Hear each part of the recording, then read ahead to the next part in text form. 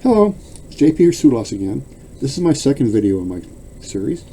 This one is going to be on hammers. A basic tool, one that everybody's familiar with, yet nobody ever seems to cover. And it's quite important to have the right hammer for the purpose you're doing. These can vary in weights and styles from a 2-pound ball peen up to an 8, 10, 12-pound sledgehammer and everything in between. The hammers you need basically are cross peens,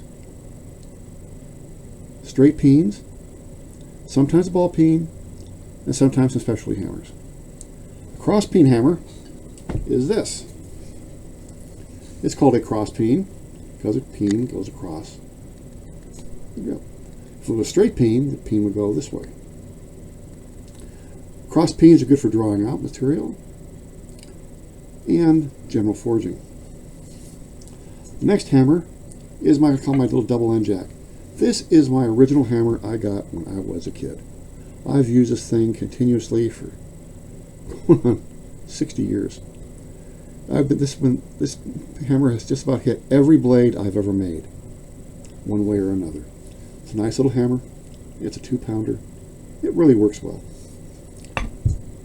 This is a dog's head hammer, aka a cutler's hammer or a Japanese style hammer. All the weight going this way. This basically pulls itself down into the work. Very nice to use, very effective. A little awkward when you first start, but you get used to it. Hammer faces. You start talking about hammer faces, this is something nobody ever covers. And it should be, because unless you want to have those little smiley faces in your hammer hammered into your work, you really don't think about this. A properly crowned hammer is what we call a hammer that's been crowned. As you can see here, there's a radius, no sharp edge, radius, all to flat, radius, radius, flat, radius. This will keep you from leaving those little tiny half moon marks in your hammer when you hammer it. That's not a good thing. So radius your hammers. There are specialty hammers out there that are usable as well, like ball peens, so like I said, straight peens, double end jacks. These even have a diagonal peen. There's a sawmaker's hammer, there's an engineer hammer.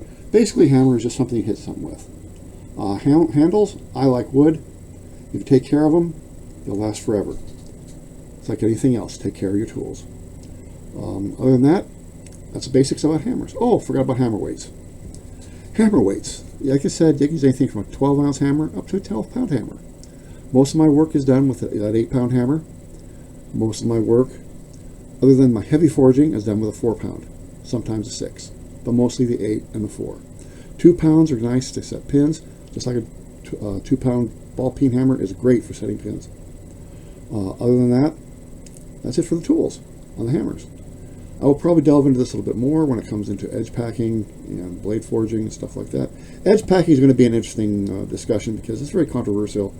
And I use the term edge packing because that was a term I was taught many, many years ago by Herr Hoffman, my mentor when I was a child. Anyway, have a nice evening. Thank you so much. If you liked the episode, please leave a comment. Please subscribe. And if any suggestions, please leave a message in the comments. Thank you. Good night. God bless.